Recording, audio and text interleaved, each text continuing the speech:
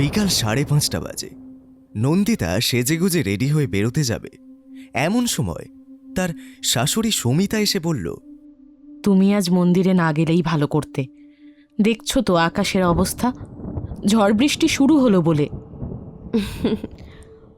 ও তো বর্ষাকালে অমন হবেই মা, অত চিন্তা করবেন না।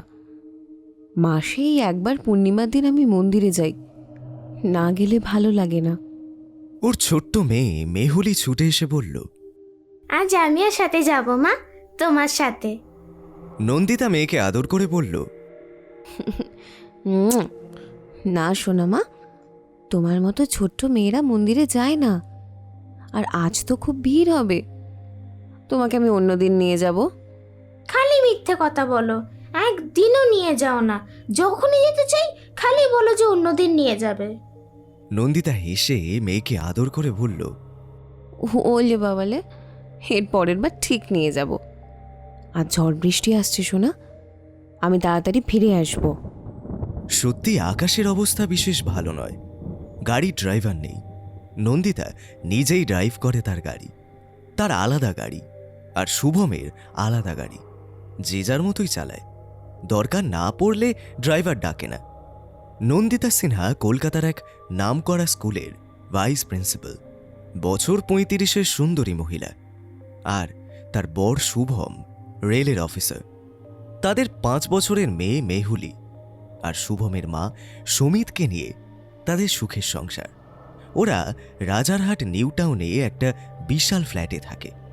প্রতি পূর্ণিমাতে নন্দিনী বাড়ি থেকে একটু দূরেই একটা লক্ষ্মীনারায়ণ মন্দিরে পুজো দিতে যায়। এটাও গত 1 বছর ধরেই করছে। হয়তো এতে মনে শান্তি পায়। না যেতে পারলে মনটা খারাপ লাগে। ওখানে গিয়ে কিছুটা সময় কাটিয়ে বাড়ি ফিরে আসে। আজ শনিবার, তাই স্কুল ছুটি।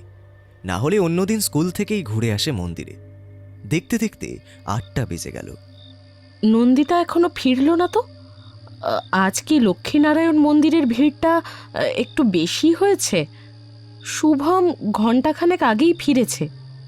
সেও বারবার মাকে জিজ্ঞাসা করছে যে আজ নন্দিতার এত সময় লাগছে কেন? কিছুই তো বুঝতে পারছি না, একবার ফোন করো তো। মায়ের কথায় শুভম ফোন করল নন্দিতাকে, কিন্তু সেটা বেজেই গেল। চিন্তিত হয়ে শুভম বলল, কি ব্যাপার, ফোনটা রিসিভ করলো না নন্দিতা, বেজেই গেল? এমন তো হয় না। আকাশের অবস্থাও ভালো নয়, সমানে ঝড় বৃষ্টি হচ্ছে। আমি ওকে আজ বেরোতে বারণ করেছিলাম, কিন্তু ও বলল, মাসে একবারই তো যাই মন্দিরে, না গেলেই মনটা খারাপ লাগে। আরে সে তো বুঝলাম, কিন্তু ফোনটা ধরছে না কেন, এটা তো বুঝতেই পারছি না। শুভমের কথা শেষ হতেই ওর ফোনটা বেজে উঠল। স্ক্রিনে নন্দিতার নামটা ভাসছে দেখে ফোনটা রিসিভ করল। শুভম ফোনটা ধরেই বলল, কি ব্যাপার বলো তো, এত রাত হয়ে যাচ্ছে, কোথায় আছো তুমি? ফোনের ওপার থেকে একটা অচেনা মানুষের গম্ভীর স্বরে উত্তর এলো, আপনি নন্দিতা দেবীর কে হন? শুভম অবাক স্বরে বলল, ওর স্বামী হই। কিন্তু আপনি কে বলছেন? আর নন্দিতা কোথায়? সেই লোকটা উত্তরে জানালো যে সে নিউটাউন থানার ওসি শিশির মিত্র। এও জানালো যে শুভমের স্ত্রীকে কেউ খুন করেছে। গাড়ির ভিতর তার দেহটা পড়েছিল। শুভমকে এক্ষুনি আসার নির্দেশ দিয়েছে। মন্দিরের কাছেই ঘটনাটা ঘটেছে। ফোনটা হাতে ধরেই শুভম চিৎকার করে উঠল, না, এটা হতে পারে না, এসব কি বলছেন আপনি? ওপাশের ফোন তখন কেটে গেছে। সমিতা ছুটে এলো শুভমের কাছে। দেখল 2 হাতে মুখ ঢেকে হাউ হাউ করে কাঁদছে ছেলেটা। মাত্র একটা কথা এই সুখী সংসারটা তছনছ করে দিল। নন্দিতাকে খুন করা হয়েছে। মাত্র কয়েক ঘন্টার ব্যবধানে একটা জলজ্যান্ত মানুষের মৃত্যু হয়ে গেল। সমিতাও সমানে কেঁদে যাচ্ছে। আর মেহুলি কিছুই বুঝতে না পেরে, কি হয়েছে, তোমরা কাঁদছো কেন? মাকে ফোন করো না, কখন আসবে মা? শুভম বেরিয়ে গেছে। আর সমিতা মেহুলিকে বুকে চেপে ধরে স্তব্ধ হয়ে আছে। কাঁদতে ভয় করছে। ছোট্ট মেয়েটা যে কাঁদবে এবার, ও তো কিছুই বুঝতে পারছে না।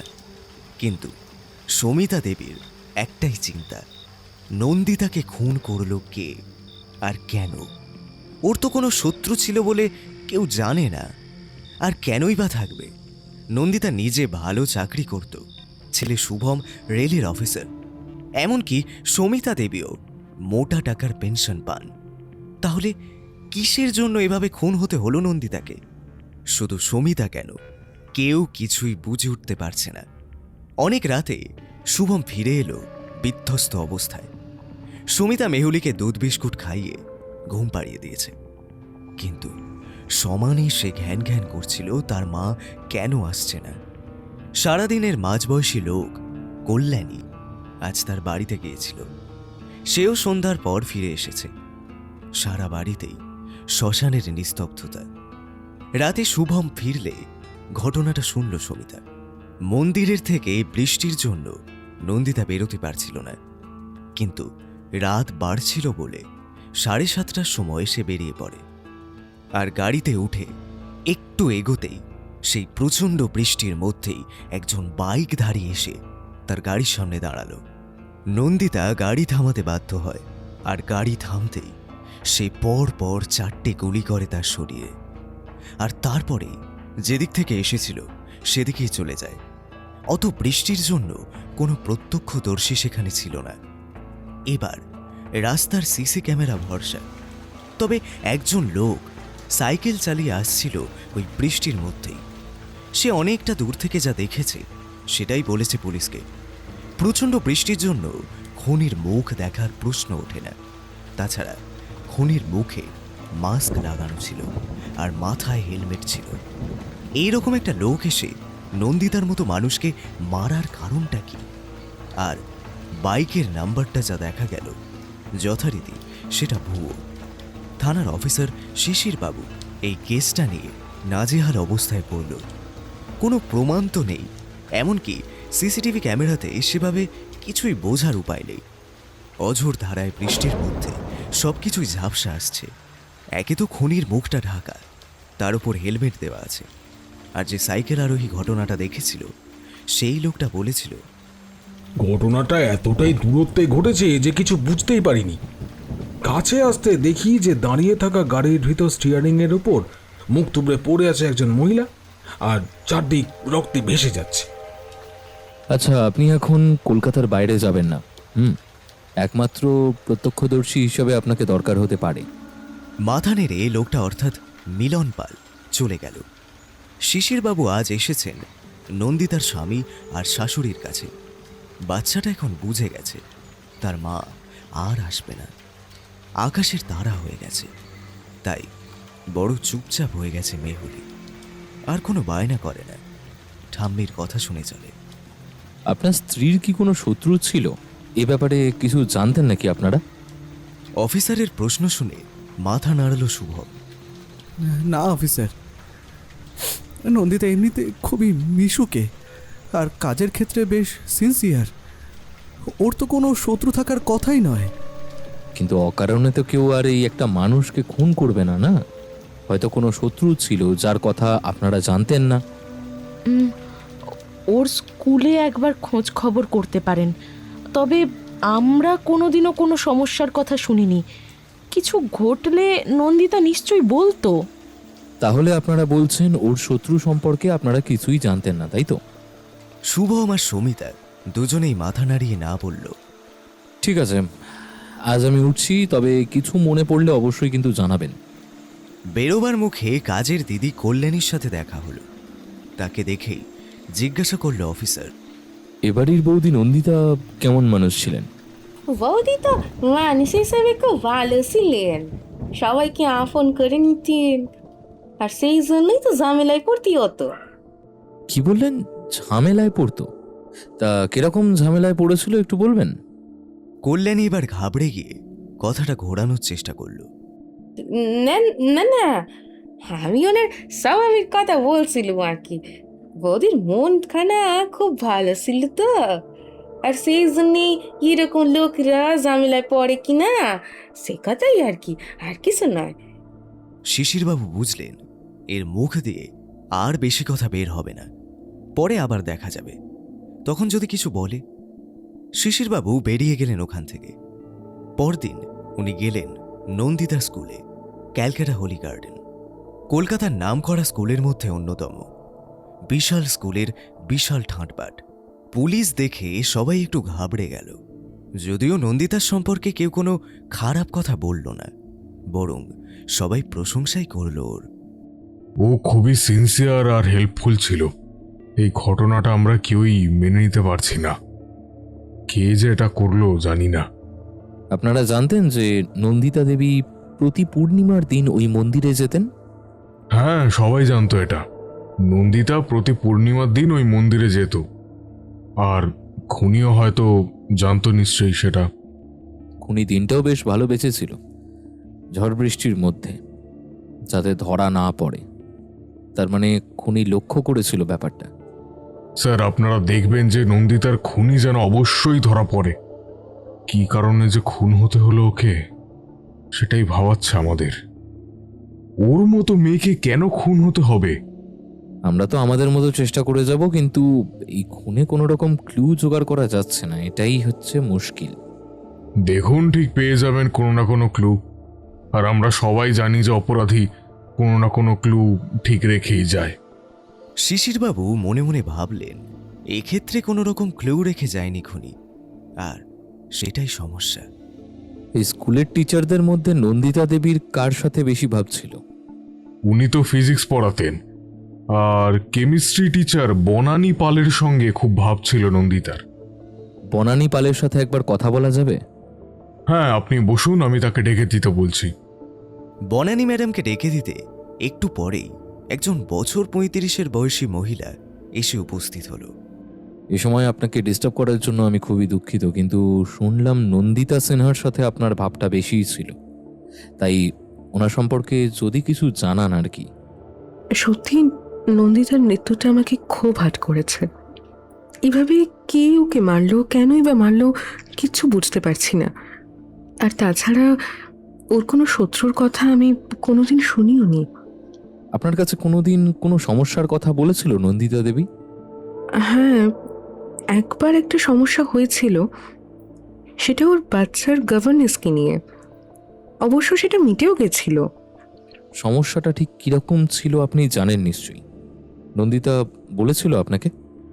হ্যাঁ হ্যাঁ, সে তো বলেছিল, তবে সেটা মিটেও গেছে। বছর খানেক আগে হবে। নন্দিতার মৃত্যুর সঙ্গে তার কোনো যোগাযোগ নেই। প্লিজ তবু যদি আপনি খুলে বলেন ঘটনাটা, তাহলে খুব ভালো হয়। এই ব্যাপারটা ওদের বাড়ির লোক ভালো বলতে পারবে, ওদের কাছে একটু জেনে নেবেন না হয়। আপনি আর কিছু বলবেন? অন্তত সেই মহিলার নামটা তো বলতে পারবেন নাকি, সেটাও বললে সমস্যা। অফিসারের কথা শুনে বনানী উত্তর দিল, তার নাম ছিল সোনালী বসাক। আপনাকে অনেক ধন্যবাদ ম্যাডাম, আজ আমরা আসছি, দরকার হলে আবার আসব। বনানী মাথা নাড়াল। শিশিরবাবু বেরিয়ে এলেন। শিশিরবাবু ঠিক করলেন পরদিন আবার নন্দিতা সান্যালের বাড়িতে যাবে একবার। এই সোনালী বসাকের ব্যাপারটা ভালো করে জানতে হবে। কিসের মধ্যে যে কি প্রমাণ থাকে সেটা কে বলতে পারে। খুনের প্রমাণ তো নিজে থেকে আসে না, তাকে খুঁজে বের করতে হয়। পরদিন শিশিরবাবু নন্দিতার বাড়ি গেলেন। বেল বাজিয়ে কিছুক্ষণ দাঁড়িয়ে থাকার পর সমিতা দেবী দরজা খুললেন। আজ আমি এসেছি নন্দিতার ঘরটা একবার সার্চ করব বলে, কোথাও যদি কোনো ক্লু মেলে সেই জন্য। শিশিরবাবুর কথা শুনে শুভম আর সমিতা কেউ কোনো আপত্তি করল না। অফিসার প্রথমেই সোনালীর কথা জানতে চাইল না। দেখা যাক না, যদি ঘর থেকে কিছু মেলে ব্যাপারটা অনেক সহজ হয়ে যাবে। শুভম ওদের শোবার ঘরটা দেখালো। বিশাল সাইজের একটা ঘর, সমস্ত দামি দামি ফার্নিচার দিয়ে সাজানো। একপাশে সোফা সেট রয়েছে। শিশিরবাবু ঘরের জিনিসপত্র খোঁজাখুঁজি করতে করতে একটা ডায়েরি পেল, যেখানে সমস্ত টাকার হিসেবপত্র, তারিখ উল্লেখ করা আছে। তবে আনকোরা নয়, 2 বছরের পুরনো ডায়েরি সেটা। সেটাতে কাকে কত টাকা দিয়েছে তার উল্লেখ আছে। এখানেই দেখল সোনালী বসাকের নাম। তার মাইনে হিসেবে 14,000 টাকা দেওয়া হতো। এবার ওই ডায়েরিটা নিয়ে অফিসার ওদের দুজনের সামনে দাঁড়ালো। এই সোনালী বসাকটা কি, যাকে প্রতি মাসে 14,000 টাকা দেওয়া হতো স্যালারি হিসেবে? অফিসারের মুখে নামটা শুনেই একটু চমকে উঠল শুভম আর সমিতা দুজনেই। উনি কি এই বাড়িতেই থাকতেন? এবার উত্তর দিল সমিতা। সোনালি একসময় মেহুর গভর্নেস হিসেবে 1 বছর ছিল এই বাড়িতেই। শুভম এবার ওখান থেকে সরে গেল। আমি এর ব্যাপারে একটু ডিটেলস জানতে চাই। উনি এখন কোথায় থাকেন? অফিসারের প্রশ্ন শুনেই সমিতা মুখটা গম্ভীর করে উত্তর দিল, ও এখন আর বেঁচে নেই, সুইসাইড করেছিল। সুইসাইড করেছিল? তার মানে এর পেছনে কোনো ঘটনা অবশ্যই আছে। সবটা খুলে বলুন, হয়তো নন্দিতার খুনের সাথে এর কোনো সম্পর্ক থাকতেও পারে। না অফিসার, ওটা আলাদা ব্যাপার ছিল। নন্দিতার খুনের সাথে এর কোনো সম্পর্ক নেই। তবুও আমি বলছি সবটা খুলে আপনাকে। শিশির মিত্র এবার চম্পেশ করে বসল সোফায়। কল্যাণী চা করে এনে ধরল তার সামনে, আর তাতে ভীষণ খুশি হলেন উনি। সমিতা বলতে শুরু করল, আমার নাতনির জন্মের পর থেকেই আয়া ওকে দেখাশোনা করত। যদিও আমরা সবাই থাকতাম, তবুও মেহুলির যখন 3 বছর বয়স, ওকে একটা স্কুলে ভর্তি করানো হলো। আর তখনই নন্দিতা বলল আমাকে, মা, মেহুর জন্য একজন গভর্নেস রাখতে হবে, কারণ ওর পড়াশোনার দিকটাও এবার আমাদের দেখতে হবে। আর আমি যেটুকু সময় পাবো তাতেও ঠিকঠাক পড়াশোনা করানো হবে না। তার উপর এক্সট্রা কারিকুলারের প্রয়োজন, নাচ গান আঁকা, যেটা মেহু শিখতে চায় সেসব শেখাতেই হবে। এর জন্য ওকে পুরো সময় দিতে হবে।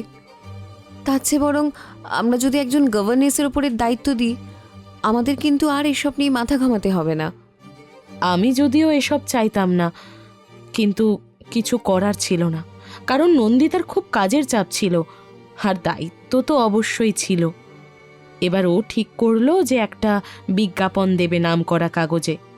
কিন্তু তার আগেই ওর স্কুলের একজন টিচার শুনে বলেছিল যে তার জানাশোনা একটি শিক্ষিত মেয়ে আছে যার একটা কাজের খুব প্রয়োজন। তোমার মেয়ের গভর্নেসের কাজটা যদি ও পায়, তবে মেয়েটা বেঁচে যাবে। সত্যি ওর কাজের দরকার। সেই টিচারের নাম জানতেন? হ্যাঁ, ইংলিশের টিচার মনীষা, ওর নাম ওটাই। ওকে, এবার বলুন আপনি। কথাটা শুনেই নন্দিতা মেয়েটিকে দেখা করতে বলল বাড়িতে এসে। মেয়েটি এলো। বয়স ওই বছর 25 হবে, বেশ সুশ্রী চেহারা, তবে আমার মনে হলো যেন অতিরিক্ত স্মার্ট। যাই হোক, দেখা করার পর সব কিছু জেনে নন্দিতা ওকেই চাকরিটা দেবে ঠিক করলো।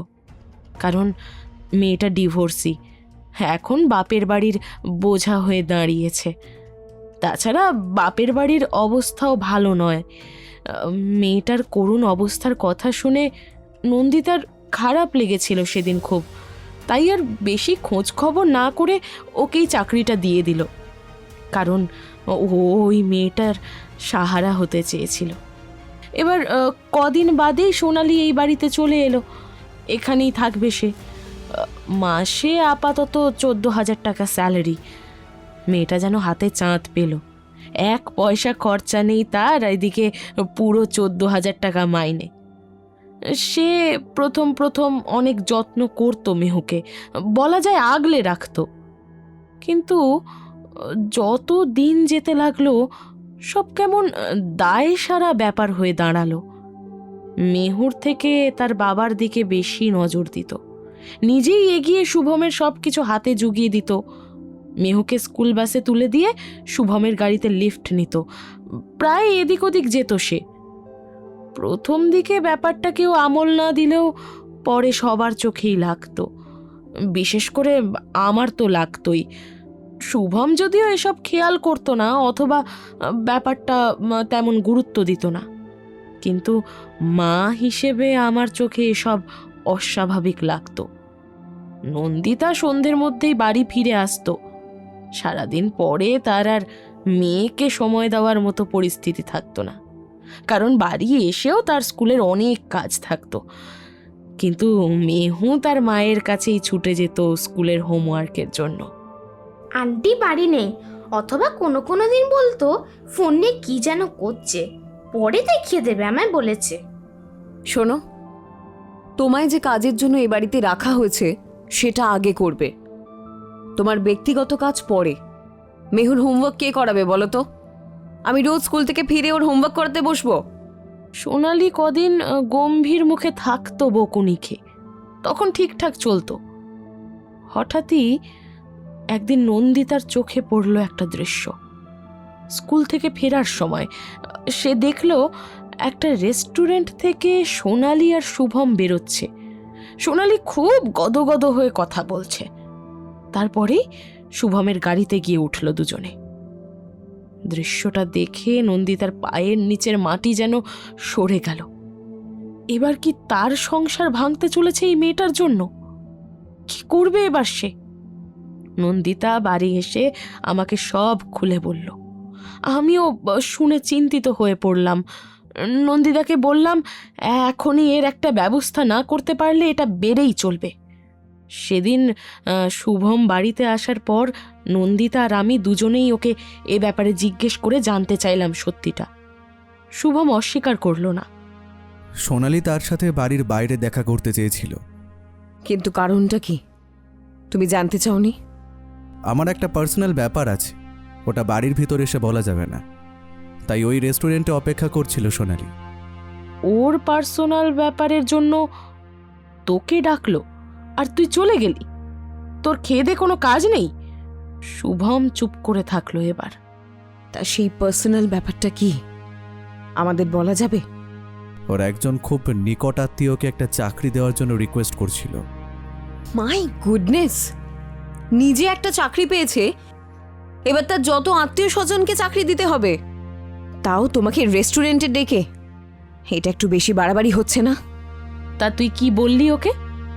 আমি বললাম আমার পক্ষে এখন তো সম্ভব নয়, আর রেলে ওইভাবে চাকরি দেওয়া সম্ভবও নয়। যদি কেউ বলে লোক দরকার তখন আমি জানাবো। আমি সোনালিকে এটাই বলেছি। মেয়ের গভর্নেন্সের সাথে এইভাবে দেখা করতে তোমার খারাপ লাগলো না? আজ আমি দেখেছি, অন্য কেউ দেখলে কি ভাবতো বলো তো? অন্তত নিজের স্টেটাসটা তো মেনটেন করবে। সরি, আর কোনোদিনও হবে না। বলে চলে গেল ওখান থেকে মাথা নিচু করে। আসলে আমি জানি শুভম একটু নরম মনের মানুষ। কেউ বিপদে পড়েছে শুনলেই তাকে সাহায্য করতে এগিয়ে যায় আগুপিছু না ভেবেই। কিন্তু এটা তো আমাদের ফ্যামিলির পক্ষে ক্ষতিকর।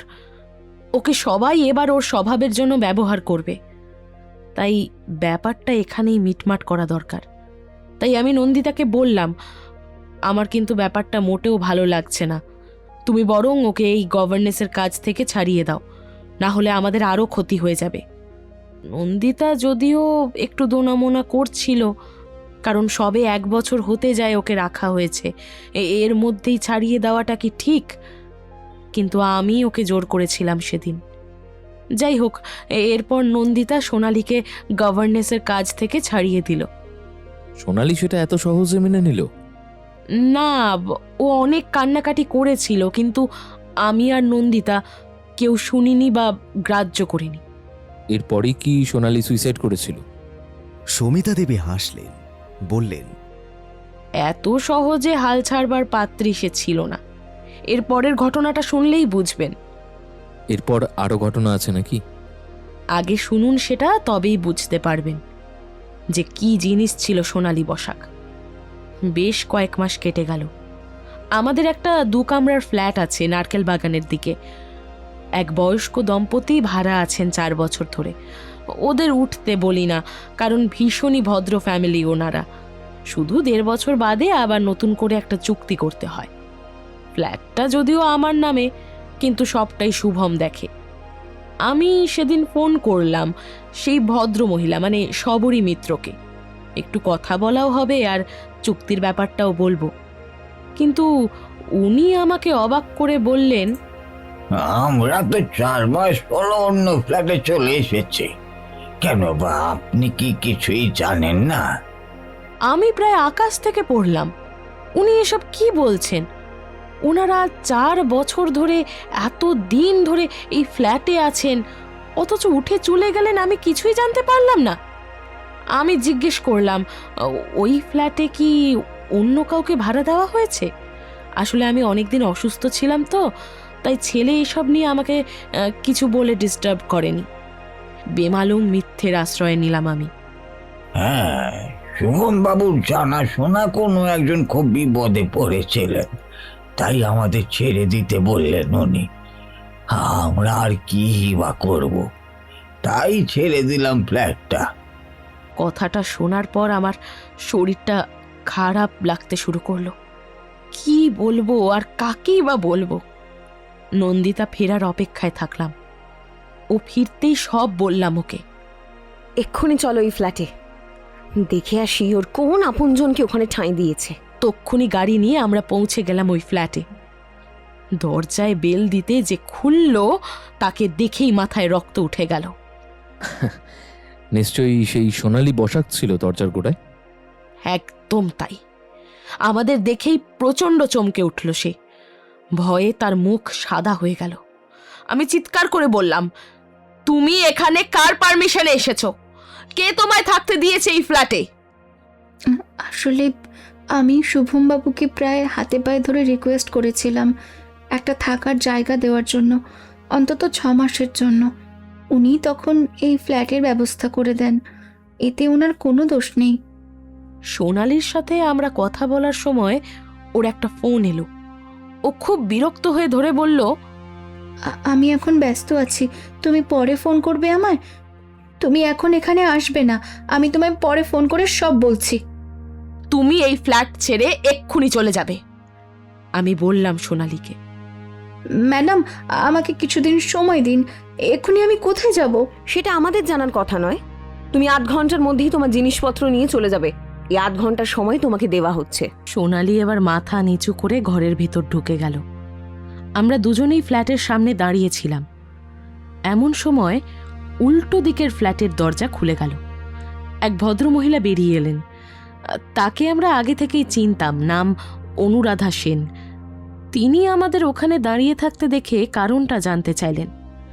আমরা সব খুলে বলাতে অনুরাধা ভীষণ অবাক হলেন। আপনারা কিছুই জানতেন না? ওই মেয়েটার কাছে রোজ রাতে একজন লোক আসে, তো সারা রাত কাটায়, ভোরবেলা বেরিয়ে যায়। এটা আপনারা জানতেন না? এবার অবাক হওয়ার পালা আমাদের। ও তো ডিভোর্সই বলেছিল, তবে কে আসে ওর কাছে রোজ রাতে? এইসব কি শুনছি আমরা? এবার আমাদের দুজনের মধ্যে একটা ভয় কাজ করছিল। তবে কি শুভম এখানে আসে রোজ? কিন্তু সেটাই বা কি করে হবে? সে তো রাত কাটাতে আসে, আর শুভম সেটা কখনোই করবে না জানি। আমরা ওনার কাছে লোকটার বর্ণনা শুনতে চাইলাম। তিনি যা বর্ণনা দিলেন তাতে বুঝলাম ওটা অন্য কেউ, শুভম নয়। এসব শোনার পর মাথাটা এমনিতেই জ্বলছিল, আর সোনালিকে দয়া দেখানোর কোনো মানে হয় না। এরপর সোনালি 8 ঘন্টার মধ্যে বেরিয়ে গেল তার জিনিসপত্র নিয়ে, আর আমরাও বাড়ি ফিরে এলাম।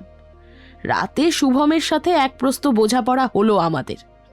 তা শুভমবাবু নিজের সপক্ষে কি যুক্তি দিলেন? ওই একই কথা। অসহায় সোনালি ওর হাত পা ধরেছিল একটা আশ্রয়ের জন্য, আর তাতেই শুভম গলে যায়। আসলে শুভ ছোটবেলা থেকেই একটু নরম মনের মানুষ, তো কারুর কষ্ট সহ্য করতে পারতো না। কিন্তু নন্দিতা কি কথাটা মেনে নিয়েছিল? না না, একেবারেই নয়। নন্দিতা তো সেদিনই মেহুকে নিয়ে বাড়ি থেকে চলে যেতে চেয়েছিল, কারণ সেদিন তার ধৈর্যের বাঁধ ভেঙে গিয়েছিল। এরপর কি করলেন শুভমবাবু? শুভম তাকে সেদিন কথা দিয়েছিল যে এই রকম ভুল সে জীবনে আর কোনোদিনও করবে না। নন্দিতা যেন তাকে এই শেষবারের মতো ক্ষমা করে দেয়। আর নন্দিতা সেই কথাটাই বিশ্বাস করেছিল। শুভম সেদিন সত্যিই কষ্ট পেয়েছিল, আর আমরাও তাকে বলেছিলাম যে সোনালির মতো মেয়ের সাথে সম্পর্ক রাখলে তুমি আমাদের সাথে কোনো সম্পর্ক রাখবে না। উনি কি সেটা শুনেছেন? হ্যাঁ, এরপর আর এসব নিয়ে কোনো সমস্যা হয়নি। তাছাড়া ঘটনার ঠিক 1 সপ্তাহ বাদেই সোনালির আত্মহত্যার খবর পেল নন্দিতা, ওর ওই স্কুলের কলিগের কাছ থেকে। এই হলো সোনালির ঘটনা। এই পর্যন্ত বলে সমিতা থামলেন। উনি আত্মহত্যা করলেন কেন, সেটার ব্যাপারে কিছু শুনেছেন কি? না, ওসব নিয়ে আর মাথা গলাইনি আমরা। তাহলে তো একবার খোঁজ খবর নিতেই হয়, কেন সোনালি বসাক সুইসাইড করেছিল। অফিসার, আমার তো মনে হয় সোনালির ঘটনার সাথে নন্দিতার মৃত্যুর কোনো সম্পর্ক নেই। তাছাড়া ওটা তো বছরখানেক আগেই চুকে বুকে গেছে। নন্দিতার মৃত্যু সম্পূর্ণ অন্য কারণে হয়েছে, আমার অন্তত এটাই বিশ্বাস। অফিসার শিশিরবাবু এবার উঠে দাঁড়ালেন আর মনে মনে ভাবলেন, এখান থেকেই আরও একটা গল্প শুরু, আর সেটা আমার বিশ্বাস। ওদের বাড়ির থেকে শিশিরবাবু বেরিয়ে এলেন। পরদিন অফিসার চলে গেলেন নন্দিতার স্কুলে। সেখানে গিয়ে ইংলিশ টিচার মনীষাকে তলব করলেন। মনীষা একটু পরেই ভীত মুখে এসে দাঁড়ালো। যে মেয়েটিকে আপনি গভর্নেন্স হিসাবে নন্দিতা দেবীর মেয়ের জন্য পাঠিয়েছিলেন, সে আপনার কে হয়? মনীষা মুখের ঘাম মুছে বলল, ও আমার কেউ হয় না স্যার, আমার এলাকায় থাকতো, তাই একটু ওই মুখ চেনা মতো ছিল আর কি। একটা কাজের জন্য সবসময় আমাকে বলতো, তাই এই কাজটার জন্য আমি ওর নাম সাজেস্ট করেছিলাম। কিন্তু মেয়েটা যে এইরকম সেটা আমি জানতাম না স্যার। এই রকম বলতে কি বোঝাতে চাইছেন? দেখুন, ও একটা চাকরি পেয়ে কৃতজ্ঞ থাকার কথা, সেখানে ও বাড়ির ছেলের সাথে ঘনিষ্ঠ হওয়ার চেষ্টা করতো, আর সেটা নিজের সুবিধের জন্য। আমার বলতে নন্দিতা চাকরিটা দিয়েছিল ওকে, কিন্তু আমার সম্মানটাও তো রাখলো না, বলুন। আচ্ছা, সোনালি তো ডিভোর্সই ছিল, তাই না? অথচ ও একজনের চাকরির জন্য বলেছিল শুভমবাবুকে। তাছাড়া ওই ফ্ল্যাটে রোজ রাতে কে আসতো ওর কাছে? মানে এইসব ব্যাপারে কিছু জানেন আপনি? আমি সত্যিই জানি না স্যার। আর তাছাড়া ও সুইসাইড কেন করেছিল সেটাও তো একটা রহস্য, তাই না? ওর বাড়ির লোক নিশ্চয়ই এসব জানবে। আপনি ওর বাড়ির লোকেশনটা একবার বলবেন? আপনি নিশ্চয়ই জানেন। মনীষা সেটা বলে দিল অফিসারকে। শিশিরবাবু ঠিক করলেন একবার সোনালির বাড়ির লোকের সাথে কথা বলতে হবে পরদিন। কারণ বেশ কদিন চলে গেলেও কেসটার কোনো রকম সমাধানের কোনো রাস্তা খুঁজে পাওয়া গেল না। এটা পুলিশের ব্যর্থতা বলা চলে। দেখা যাক এবার সোনালির বাড়ি থেকে কোনো রকম সাহায্য পাওয়া যায় নাকি।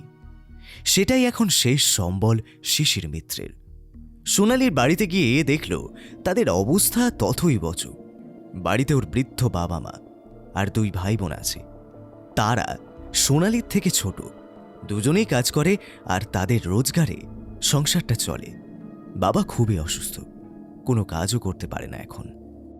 আপনারা নিশ্চয়ই শুনেছেন সোনালিকে যিনি কাজে বহাল করেছিলেন সেই নন্দিতা ম্যাডামকে খুন করা হয়েছে, আর সেই খুনের তদন্তের ভার আমার ওপর পড়েছে। তদন্তের স্বার্থে আমার এখানে আসা, আর আশা করি আপনাদের হেল্প পাবো এই ব্যাপারে। কিন্তু স্যার, আমাদের মেয়ে তো 1 বছর আগেই মারা গেছে, আর উনি খুন হয়েছেন এই সেদিন। সেটা ঠিক কথা, কিন্তু কোথা থেকে কোন ক্লু জোগাড় হয় সেটা তো আর বোঝা যায় না। একজন সুইসাইড করেছে আর একজন খুন হলো, হয়তো দুজনের মৃত্যুর পেছনে কোনো লিঙ্ক আছে একটা, আর সেটাই খুঁজে চলেছি আমি। আপনি বলুন, কি জানতে চান আমাদের কাছে? আপনার মেয়ের ব্যাপারে জানতে চাই আমি। আপনি বাবা হিসেবে ভালোই বলতে পারবেন। উফ, ও যেখানেই যায় সেখানেই একটা কাণ্ড ঘটায়, এটাই ও স্বভাব।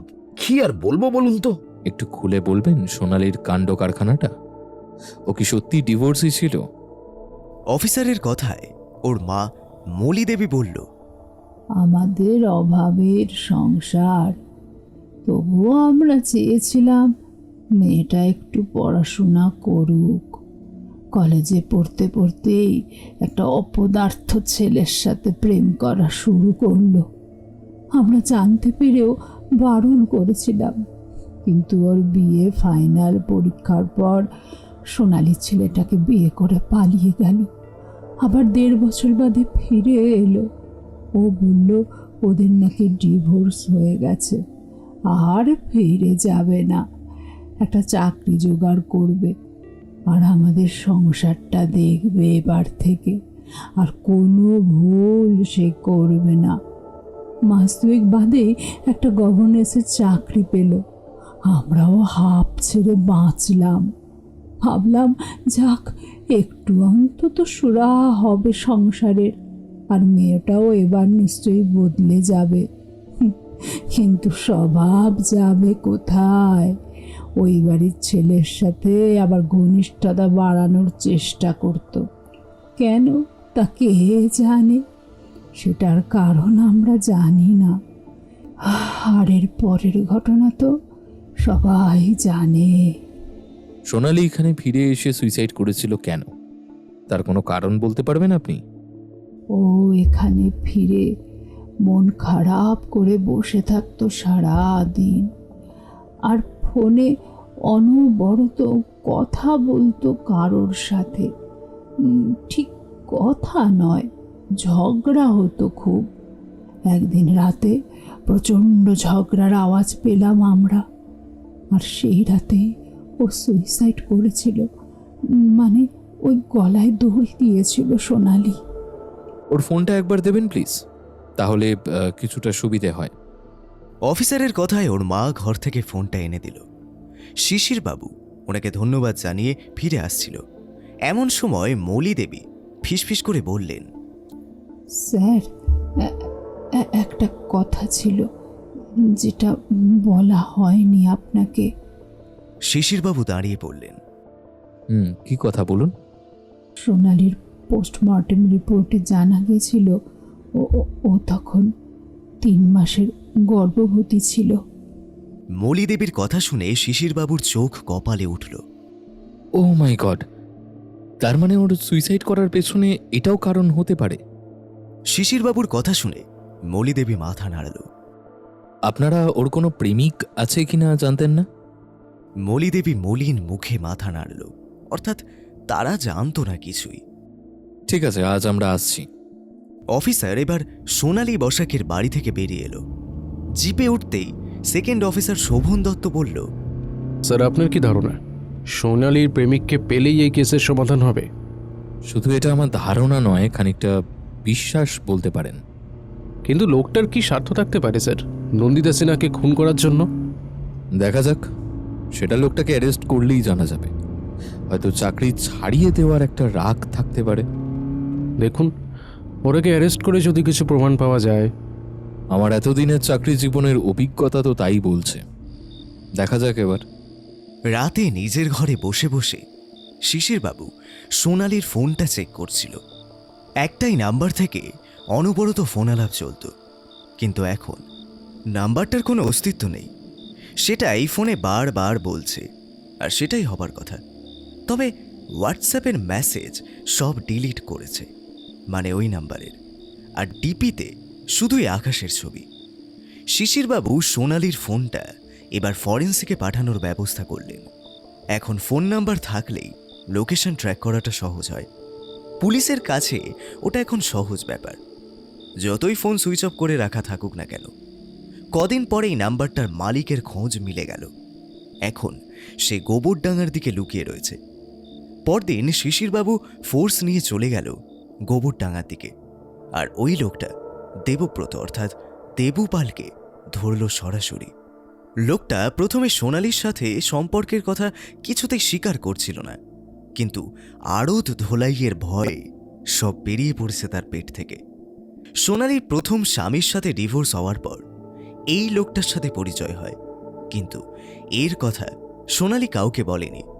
সবার কাছে লুকিয়ে রেখেছিল সম্পর্কটা।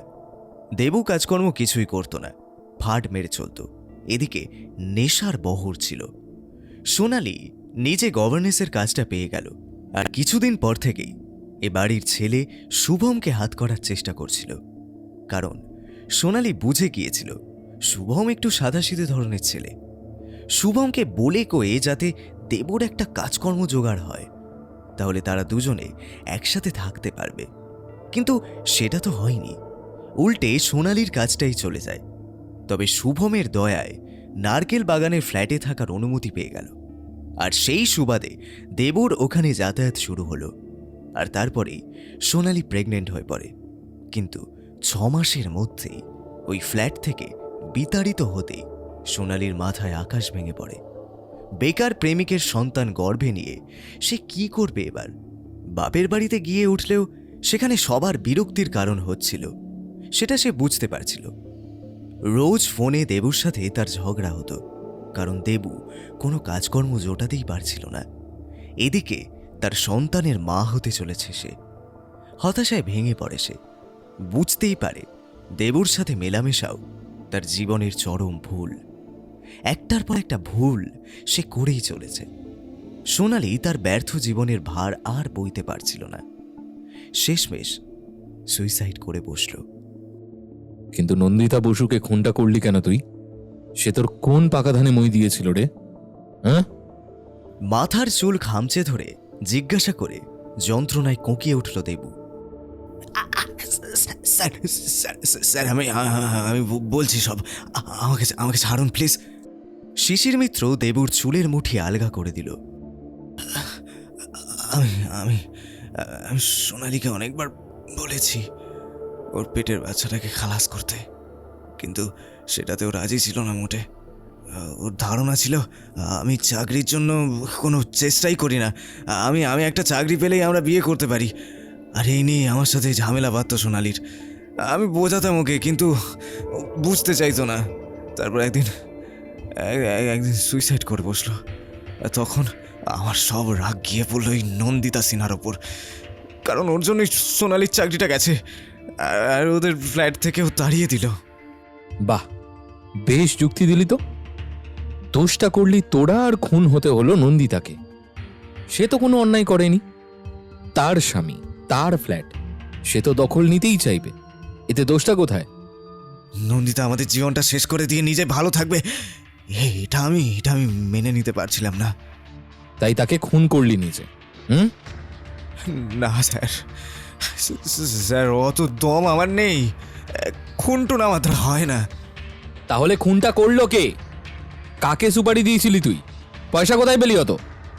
বিশ্বাস করুন স্যার, নন্দিতা সিনহাকে আমি খুন করিনি। রাগ ছিল, কিন্তু খুন করার মতো অত সাহস আমার নেই। এসব ফালতু কথা একদম বলবি না, হ্যাঁ? মেরে একেবারে না হাড়গোড় একটা আস্ত রাখবো না। দেবুপাল এবার শিশিরবাবুর পা জড়িয়ে ধরল। স্যার, আমাকে মেরে ফেললেও আমি আমি একটা কথাই বলবো, ওই ম্যাডামকে আমি খুন করিনি। আমি আমি অত টাকা পাবো কোথায়? সুপারি কিলারের পয়সা দেওয়ার ক্ষমতা আমার নেই, আপনি বিশ্বাস করুন। তার এতদিনের অভিজ্ঞতা যেন আজ জোর ধাক্কা খেল। তিনি পরদিন সোর্স লাগালেন দেবুপালের পূর্বের সব কাজকর্মের খবর নিতে। আর তাতেই জানা গেল দেবুর তেমন কোনো রোজগার ছিল না, তবে নেশা করা আর ফুটানি মেরে চলতে ভালোবাসত। জুয়া খেলে কিছু পয়সা রোজগার করত, খুন টুন কোনোদিনও করেনি। তাছাড়া খুন করাতে গেলে অনেক পয়সার দরকার, সেটা দেবুপাল পাবে কোথায়? রোজগার তো ঘোড়ার ডিম। খবরটা শুনেই সেকেন্ড অফিসার শোভন ফিসফিস করে বলল, স্যার আমার তো আগেই ডাউট ছিল, এই মালটা খুনি নয়, আপনি অন্য কিছু ভাবুন এবার। কিন্তু এবার তো আর কিছুই মাথায় আসছে না। এতদিন এটাকেই সন্দেহ করে বসেছিলাম। তাহলে উপায় কি স্যার? কেসটা নিয়ে রিপোর্টাররা তো পুলিশকে যাচ্ছে তাই করে বলছে রোজ। আজ রাতে একবার সন্দীপের সাথে কথা বলবো, দেখি ও কি বলে। সন্দীপ মানে আপনার সেই বিখ্যাত গোয়েন্দা বন্ধু? শোভন জানতে চাইল। শিশির মিত্র মাথা নাড়াল।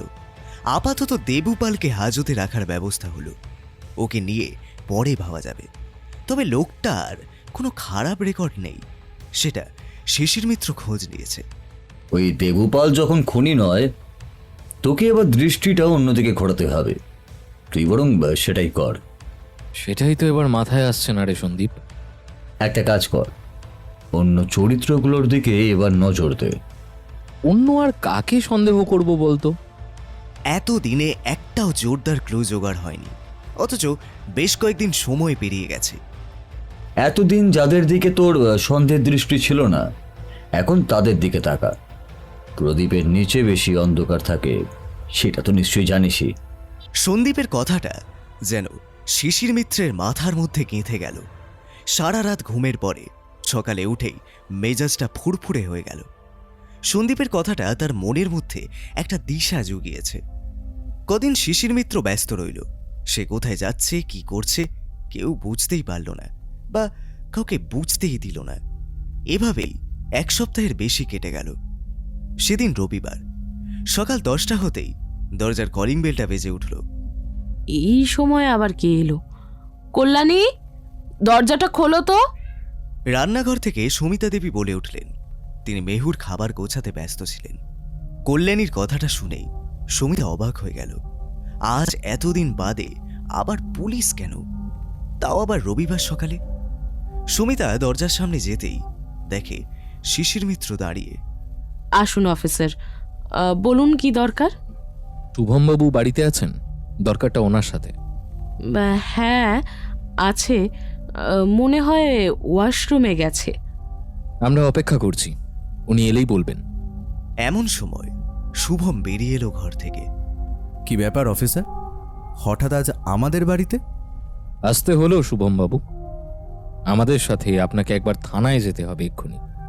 অফিসার দেখল শুভম অবাক হয়ে তার দিকে তাকিয়ে আছে, যেন ব্যাপারটা তার মাথাতেই ঢুকছে না। কি বলছেন এসব? ওকে কেন থানায় যেতে হবে? আর আর কোন অভিযোগের ভিত্তিতেও থানায় যাবে? উনি ওনার স্ত্রী নন্দিতা সিনহাকে সুপারি দিয়ে খুন করিয়েছেন। সুমিতা যেন হজম করতে পারছিল না কথাটা, হঠাৎই তীব্র গলায় বলে উঠলেন, এসব কি বলছেন? আপনার মাথাটা ঠিক আছে তো? এতদিন বাদে আসল খুনিকে ধরতে না পেরে শুভমকে ধরে আপনারা কর্তব্য সারছেন? না ম্যাডাম, আমরা আন্দাজে কোনো কাজ করি না, সমস্ত প্রমাণ জোগাড় করেই তবে এখানে এসেছি। এবার চলুন মিস্টার সিনহা, দেরি হয়ে যাচ্ছে। হতবাক সুমিতার সামনে দিয়ে শিশির মিত্র শুভমকে নিয়ে বেরিয়ে গেল। শুভম কোনো কথা বলল না বা বাধাও দিল না। আজ থানার ভিতর বসে আছে অনেকেই, নন্দিতার বাবা মা, নন্দিতার সহকর্মীদের ভিড় দেখার মতো। কারণ তারা তো বিশ্বাসই করতে পারছে না শুভম নিজেই এই খুনটা করিয়েছে। আর তার কারণটা জানতেই তারা সবাই এসেছেন থানায়। একটু পরেই শিশির মিত্র চলে এলেন, সবার দিকে একবার চোখ বুলিয়ে বলতে শুরু করলেন, আমার জীবনে যত কঠিন কেস এসেছে তার মধ্যে সব থেকে কঠিনতম এটা বলা যায়।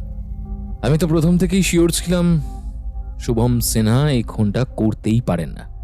তার দিকে আমি কখনোই সন্দেহের দৃষ্টি দিইনি, কারণ তার স্ত্রীকে খুন করার মতো কোনো মোটিভ আমি খুঁজে পাইনি।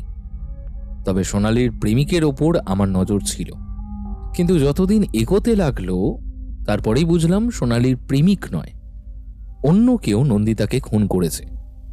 কিন্তু সেটা কে? কার লাভ হবে নন্দিতাকে সরিয়ে দিলে? মাথাটা কাজ করছিল না, কিন্তু যেদিন আমার গোয়েন্দা বন্ধু বলল প্রদীপের নিচে বেশ অন্ধকার, অথচ আমরা সেটা দেখি না, কথাটা আমার মাথায় গেঁথে গেল। আমি শুভম সিনহার ওপর খোঁজ খবর নিতে শুরু করলাম, আর তখনই বুঝলাম নন্দিতাকে পথের কাঁটা হিসেবে সরিয়ে ফেললে তার সব থেকে বেশি লাভ। স্যার, শুভম বাবুর কি মোটিভ ছিল যে নন্দিতাকে খুন করতে হলো?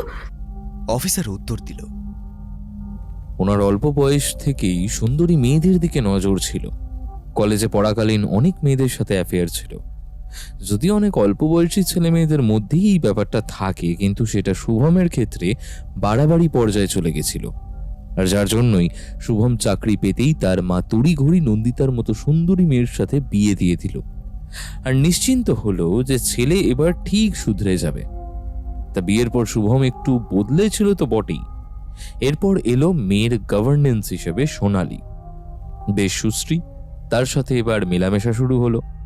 যদিও তাতে সোনালীর আগ্রহ বেশি ছিল, কিন্তু শুভম তো আগে থেকেই মেয়ে ঘাসা পাবলিক, সুন্দরী মেয়ে দেখলে নিজেকে কন্ট্রোল করতে পারে না। কিন্তু সোনালীর জন্য সে নন্দিতার কাছে কম কথা শোনেনি। এমনকি নন্দিতা মেয়েকে নিয়ে বাড়ি ছাড়তে গেছিল, সমিতা সেটা আটকায়, আর শুভম কথা দেয় সে এরকম আর কোনো কাজ করবে না।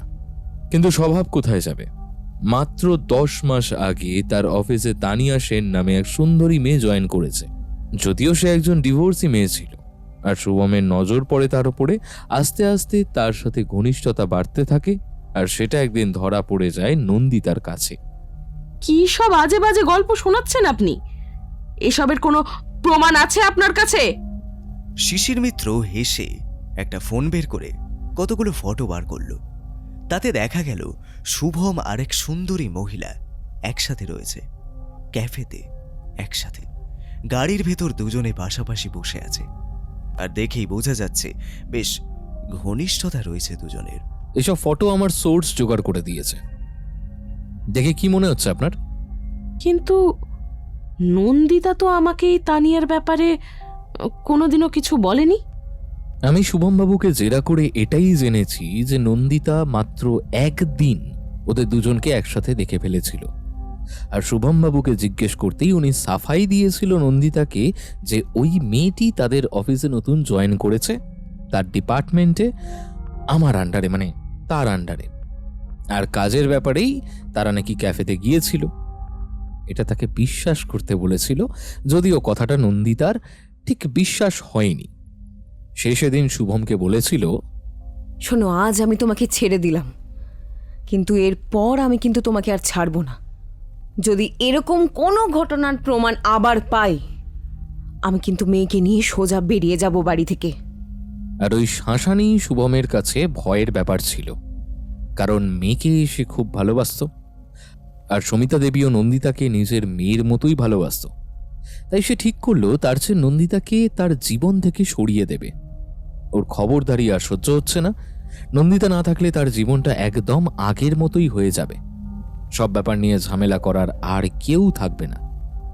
এবার খুনের আসল কারণটা বলছি। অত্যাধিক ঘনিষ্ঠতার ফলে তানিয়া প্রেগনেন্ট হয়ে পড়েছে, আর সেটা জানার পর থেকেই শুভমের মাথায় বাজ পড়ে। এবার সে কি করবে? তানিয়া তাকে সরাসরি বলে দেয় যে বিয়ের ব্যবস্থা করতে, নইলে সে তাকে ছাড়বে না। অ্যাবর্শন করার কথা বলতে না, আর সেটা সে করবেও না। তানিয়ার এই ধমকানি শুনে শুভম ঠিক করলো নন্দিতাকে সরিয়ে দিতে হবে, আর কিচ্ছু করার নেই। ও তো ডিভোর্স দিতেই পারত, নন্দিতাকে খুন করার দরকারটা কি ছিল? নন্দিতার মা চোখের জল মুছতে মুছতে বলল, শুভমের একমাত্র স্পর্শকাতর জায়গা ছিল ওর মেয়ে মেহু। তাকেও খুব ভালোবাসতো, আর ডিভোর্স দিলে সমিতা দেবী কিছুতেই মেনে নিতেন না। সব সম্পত্তি থেকে বঞ্চিত করতেন শুভমকে, কারণ নন্দিতা তার খুব প্রিয় ছিল। তাই চারদিক থেকে চাপে ছিল সে। একটাই অপশন ছিল নন্দিতাকে সরিয়ে দেওয়ার, আর শুভম যে ধরা পড়বে এটা সে কোনোদিন ভাবেনি। বেশ নিশ্চিন্তে ছিল সে। শিশির মিত্র এবার থামলেন। নন্দিতার মা দুহাতে মুখ ঢেকে কেঁদে চলেছে সমানে। নন্দিতা স্কুলের প্রিন্সিপাল বললেন, সত্যি এটা মেনে নেওয়া যায় না। একজন দুশ্চরিত্র মানুষ ও কারণে তার স্ত্রীকে খুন করলো। কোথায় নিজের চরিত্র শুধরে নেবে, তা না উল্টে খুন করলো নিজের নিরাপরাধ স্ত্রীকে। ভাবা যায় না। কিন্তু শুভম মারলো কিভাবে নন্দিতাকে? নিশ্চয়ই সুপারি কিলারের সাহায্য নিয়েছিল। একদম তাই। রেলের চাকরির সুবাদে ভালো মন্দ অনেক রকম মানুষের সাথে আলাপ ছিল শুভম বাবুর। সেই রকম একজনের কাছ থেকেই ওই সুপারি কিলার আকরামের খোঁজ পেয়েছিল। তাকে মাত্র 50,000 টাকার বিনিময়ে স্ত্রীকে খুনের বরাত দিয়েছিল। তাকেও অ্যারেস্ট করেছি আমরা, আর সে সব স্বীকার করেছে। আমি আমি আমার ছেলের ফাঁসির আর্জি জানাবো, যে তার নিরপরাধ স্ত্রীকে খুন করে তার ছোট্ট মেয়েটাকে অনাথ করতে পারে। নন্দিতার বাবা মাকে কতখানি আঘাত দিল এই বয়সে। তাই তাই আমিও চাই ওর বাঁচার কোনো অধিকার যেন না পায়।